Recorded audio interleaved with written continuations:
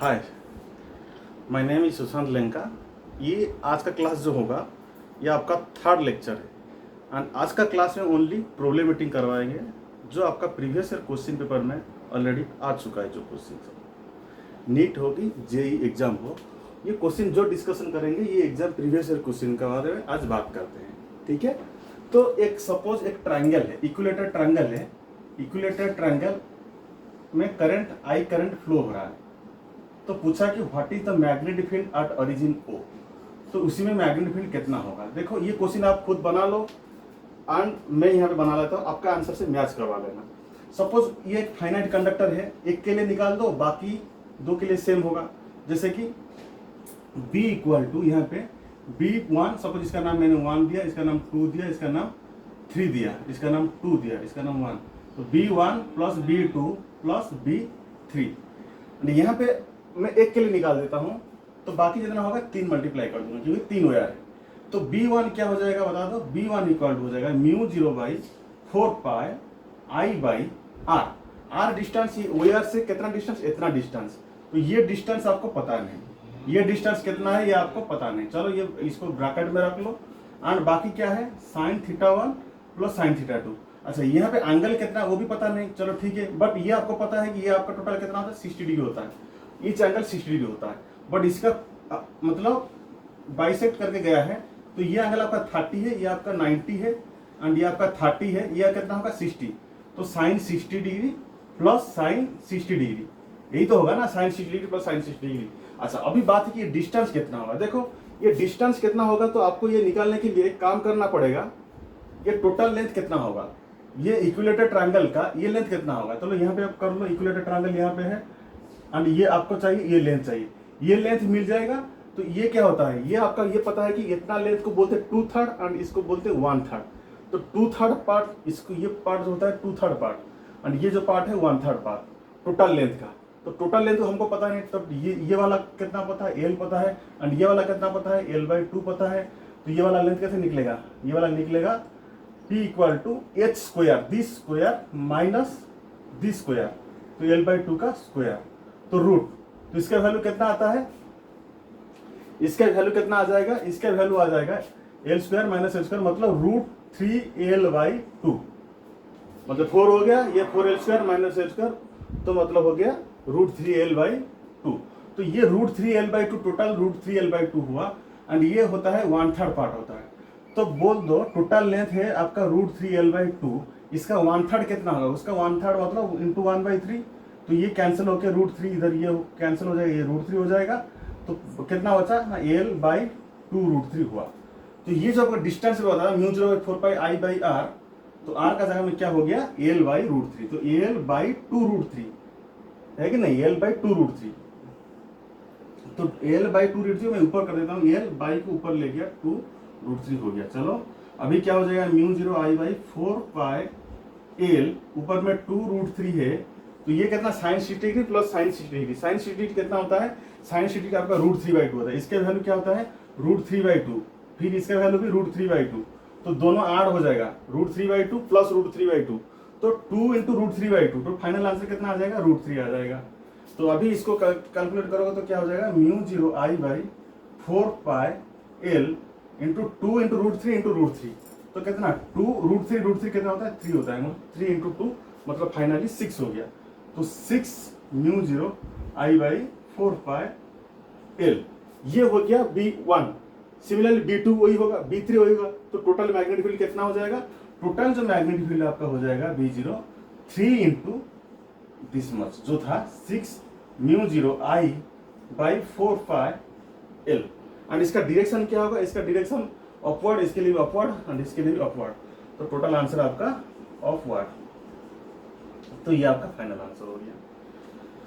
तो एक equilateral triangle में जब करंट I करंट फ्लो होता है तो magnetic field at the centre में इतना होगा। हमने कैसे प्रोसेस किए, पहले एक वायर के लिए निकाल दिए हैं, बाकी 3 मल्टीप्लाई करते हैं। एक वायर निकाले हैं, क्या निकालने के लिए क्या है, निकालने के लिए हमको क्या फॉर्मूला पता है, हमको स्ट्रेट कंडक्टर फॉर्मूला क्या पता है, हमको ये पता है क्या, ये भी लिख देता हूँ, B equal to mu 0/4 pi I by R sine θ1 plus sine θ2, ये हमको पता है प्रीवियस वीडियो में यह हमको मैं बताया था कि एक स्ट्रेट करंट कैरिंग कंडक्टर में जब करंट फ्लो होता है एट डिस्टेंस r में, तो फाइनाइट लेंथ होगा उसका, तो ये कितना होता है, यहाँ पे मैग्नेटिक फील्ड कितना होता है, ये θ1 होगा तो ये θ2 होगा, तो मैग्नेटिक फील्ड इतना अमाउंट होता है, जो कि हमने वही फॉर्मूला यूज किए हैं, μ0/4π I/r, r का वैल्यू हम निकाले हैं already, and sin θ1 plus sin θ2। तो sin θ1 कितना होता है, ये आपका 60 डिग्री हो जाएगा, क्योंकि ये 30 है 90, तो ये 60 ही होगा, एंड ये भी सिमिलरली ये भी ऐसे, ये आपका भी जो होगा, ये 30 है ये 90 है, तो ये भी 60 होगा, तो 60 फुल करेगा, फाइनल आंसर ये आ गया आपका। ये था आपका इक्विलेटरल ट्रायंगल का magnetic field at the centre में। तो अभी और एक एग्जांपल लेते हैं, चलो आप भी मेरे साथ भी ये प्रॉब्लम कर लो, क्या होता है आंसर और जल्दी बता दो। सपोज एक हेक्सागन है, इस टाइप का एक हेक्सागन है, इस टाइप का एक हेक्सागन है, ऐसा ऐसा ऐसा हेक्सागन। मैंने पूछा कि एट द सेंटर में कितना होगा magnetic field, I current flow हो रहा है, टोटल सेंटर में how much magnetic field will created at the centre of hexagon.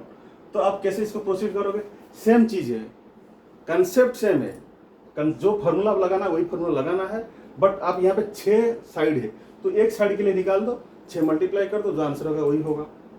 तो देखो पहला ये इसमें देख लो, ये डिस्टेंस पहले आपको कितना होगा वो जानना चाहिए, एंड ये वाला एंगल कितना होगा वो जानना चाहिए, है कि नहीं। एक हेक्सागन का ये साइड दिया गया है, आपका ए साइड दिया है, सबका साइड ए हेक्सागन है, ए है, तो ये ए है, तो ये भी ए है, एंड ये भी ए होगा, है कि नहीं। तो ये एंगल क्या कितना है, ये एंगल आपका 60 डिग्री होगा, एंड ये एंगल आपका 60 डिग्री होगा, तो ये एंगल कितना हो जाएगा, ये एंगल आपका 30 डिग्री हो जाएगा, एंड ये एंगल आपका 30 डिग्री हो जाएगा।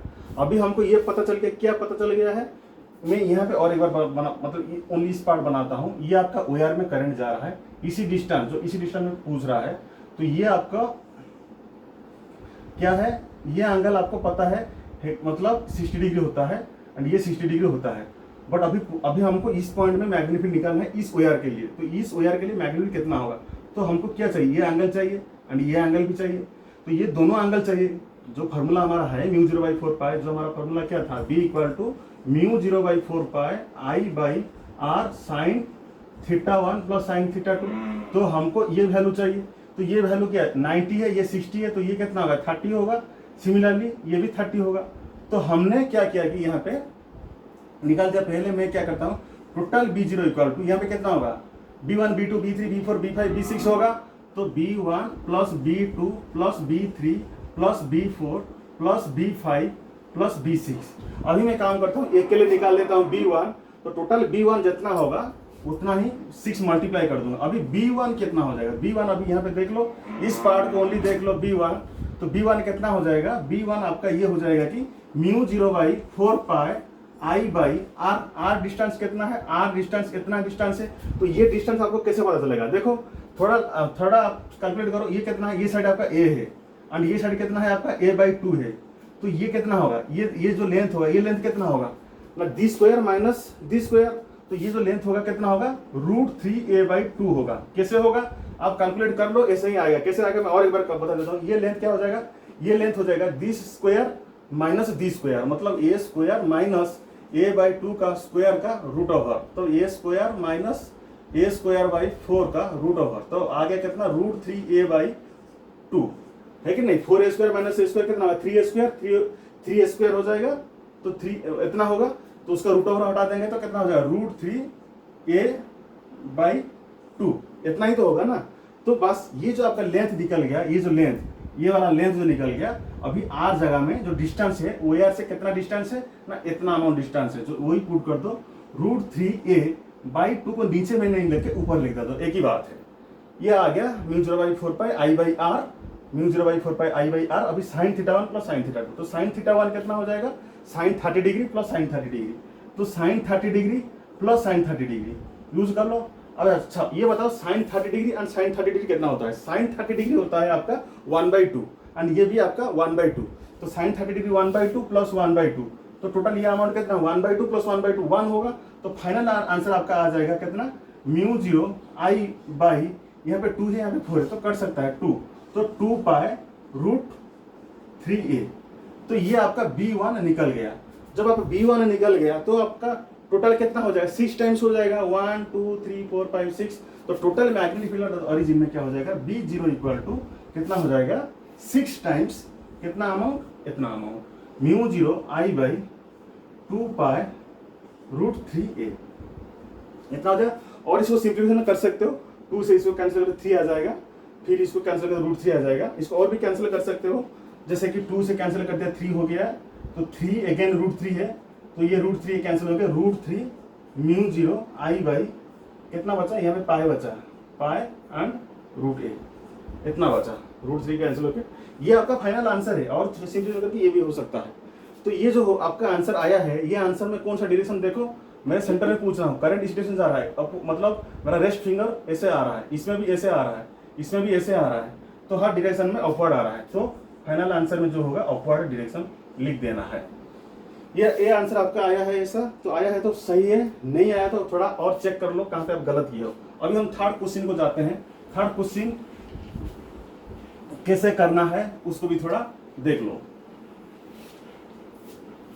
थर्ड क्वेश्चन मान लो कि मैंने क्वेश्चन ऐसे दिया हूं, अभी थोड़ा घुमा के क्वेश्चन दे रहा हूं, क्वेश्चन ऐसे दे रहा हूं। सपोज मान लो कि एक वायर करंट ऐसे गया है, एल टाइप का ऐसे गया है, और दूसरा करंट ऐसे गया है, मतलब ऐसे आ रहा है, पूछ क्या रहा है, इस पॉइंट में पूछ रहा है। जब इसी पॉइंट में करंट इस डायरेक्शन में जा रहा है तो इसी पॉइंट में पूछ रहा है, तो बात अभी ये क्या है, इसके लिए और इसके लिए क्या हो जाएगा। देखो मैं बोला था कि पॉइंट ऑफ लाइन एक्शन इससे कॉन्सेंट्रेट कर जा रहा है, ये वाला पार्ट में जीरो हो जाएगा, जो कंट्रीब्यूट करेगा इस वाले के लिए और इस वाले के लिए, ये वाला भी जीरो हो जाएगा। तो पहले हम देख लेते हैं इस वायर के लिए। सपोज इस वायर के लिए मैं 1 दिया, इस वायर का नाम 2 दिया, तो टोटल बी एट ओरिजिन में क्या हो जाएगा, B1 इसके लिए प्लस बी वायर 2 के लिए। अभी वायर 2 के लिए ये वाला पार्ट तो जीरो होगा, जो सर्वाइव करे ये वाला, सिमिलरली इसके लिए ये जीरो हो जाएगा, ये वाला। ये क्यों जीरो होगा, प्रीवियस क्लास में बताया था, क्योंकि point of line action coincide हो जाता है, एंड ये भी point of line action origin से कोइंसाइड कर जाता है, तो इसीलिए ये पार्ट जीरो हो जाएगा। अभी बात ये है कि इस पार्ट की, इस पार्ट की अभी देखते हैं। अच्छा ये पार्ट जो है क्वेश्चन में, जो आपका प्रीवियस क्वेश्चन में जो आया था, ये इनफाइनाइटली एक्सटेंड हुआ है, ये भी इनफाइनाइटली एक्सटेंड हुआ है। अभी ये किस टाइप का हो गया, ये हो गया आपका सेमी इनफाइनाइट का टाइप हो गया। तो सेमी इनफाइनाइट का फॉर्मूला क्या होता है, जो हमने कल डिस्कशन प्रीवियस क्लास में डिस्कशन किए थे, b equal to mu zero by 4 pi I by R sine theta 1 plus sine theta 2। अच्छा ये जो फॉर्मूला में था, सेमी इनफाइनाइट में एक एंगल क्या होता है, जीरो हो जाता है, एक एंगल 90 डिग्री होता है, तो ये वाला एक 90 एक जीरो हो जाएगा, तो वैल्यू टोटल एक से वैल्यू 1 हो जाएगा, तो वैल्यू जितना रहेगा इतना ही रहेगा। तो सेमी इनफाइनाइट में जो रहेगा mu zero by 4 pi I by R. अभी डायरेक्शन क्या है, देखो अभी डायरेक्शन क्या है, ऐसे में मतलब ऐसे रखूंगा तो अंगूठी को, तो ये आपका अपवर्ड डायरेक्शन में रहता है। अपवर्ड डायरेक्शन मतलब ये हो गया, अपवर्ड डायरेक्शन को ऐसे सिंबलाइज किया जाता है। प्लस अभी देखो B2 क्या है, B2 को ऐसे फिंगर रखूंगा तो क्या हो, ऐसे फिंगर रखा तो मेरे को कहाँ देखना है, ये भी अपवर्ड, इधर पे अपवर्ड आ रहा है, बट इसी डायरेक्शन में क्या आ जाएगा, मेरा अंगूठी जैसे ऐसे में रखा हूँ, इसी में अपवर्ड आ रहा है, क्योंकि अपवर्ड, बट जैसे घूम के इसी साइड में जब आ जाएंगे, इसी साइड में क्या हो रहा है, डाउनवर्ड हो रहा है। मतलब मैग्नेटिक फील्ड कैसे कट हो, इससे जाके ऐसे आ रहा है, मतलब मैं इसी साइड में मेरे को देखना है, क्योंकि मैं इसी पॉइंट में पूछ रहा हूँ, तो इसी साइड में इस वायर के लिए किस डायरेक्शन, पॉइंटिंग डाउनवर्ड होगा, इसके लिए पॉइंटिंग डाउनवर्ड, बट इसके लिए क्या होता है, पॉइंटिंग अपवर्ड, इसके लिए पॉइंटिंग अपवर्ड होता है वायर 1 के लिए, एंड वायर 2 के लिए डाउनवर्ड होता है। तो इसके लिए क्या होगा, मैग्नीट्यूड तो सेम हो जाए, mu zero by 4 pi I by R, but pointing downward. इसका मतलब एक का डायरेक्शन ऊपर, एक का डायरेक्शन नीचे, तो दोनों का ऑपोजिट डायरेक्शन में हो गया, तो क्या हो गया, वापस में दोनों का ये कैंसिल कर देगा। तो कैंसिल कर देगा मतलब क्या आ जाएगा, इसके वैल्यू 0 है कि नहीं, क्योंकि ये अपवर्ड, जो स्ट्रेंथ में अपवर्ड में आ रहा है वही स्ट्रेंथ में डाउनवर्ड में खींच रहा है, तो वापस में क्या हो जाएगा, अपोजिट वेक्टर में कैंसिल हो जाएगा, तो आपका 0 आ जाएगा। Suppose same question, suppose this question suppose इसी क्वेश्चन में थोड़ा क्वेश्चन ऐसे घुमा दिया तो क्या करोगे, क्वेश्चन ऐसे घुमा देगा। सपोज किसी वायर को, ये क्वेश्चन नंबर 3 था ना, क्वेश्चन नंबर 3 कंप्लीट, अभी क्वेश्चन नंबर 4 को चलते हैं। थोड़ा इसमें चेंजेस लाते हैं। क्या चेंजेस लाते हैं, करंट का डायरेक्शन जो है मैंने अपोजिट ऐसे कर दिया एंड इसका ऐसे कर दिया, थोड़ा चेंजेस लाया, तो क्या है, तो इसका लिए अपवर्ड, मतलब इसके लिए अपवर्ड डायरेक्शन जो कि ये है ऐसे, जब मैं करंट का डायरेक्शन ऐसे हो गया, तो अभी देखो मेरा अंगूठी ऐसे रख दिया, तो इस साइड में क्या हो रहा है, इसी साइड में अपवर्ड हो रहा है, तो दोनों को अपवर्ड हो रहा है, मेरे को इसी पे निकालना है ना, इसी साइड से, तो दोनों का अपवर्ड हो रहा है, तो इसके लिए अपवर्ड था, इसके लिए भी अपवर्ड आ गया, तो ये क्या हो जाएगा, दोनों जब अपवर्ड मतलब सेम साइड हो गया तो दोनों को जो अपवर्ड हो जाएगा ये को क्या हो जाएगा, आड़ हो जाएगा, मिल जाएगा। तो कितना होगा, 2 टाइम्स दिस मच जो था μ0I/4 pi R upward direction, upward direction. इसी में कैंसिल नहीं होगा क्योंकि दोनों को दोनों ही एक ही डायरेक्शन में जा रहा है, तो ये 2 गुना हो गया है। क्वेश्चन सेम है, थोड़ा मैंने चेंजेस कर दिया।